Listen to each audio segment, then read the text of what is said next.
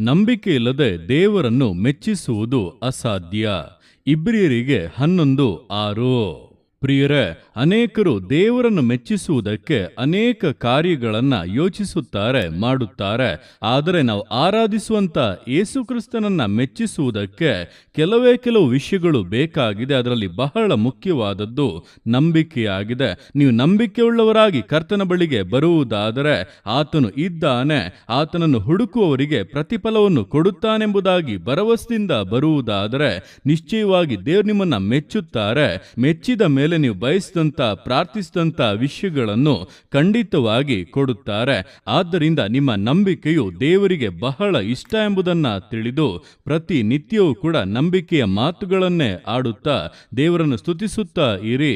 ದೇವರು ನಿಮ್ಮ ಸಂಗಡ ಇದ್ದು ಈ ವಾಕ್ಯಾನುಸಾರವಾಗಿ ನಿಮ್ಮನ್ನು ಆಶೀರ್ವದಿಸುವರು. ಆಮೇನ್.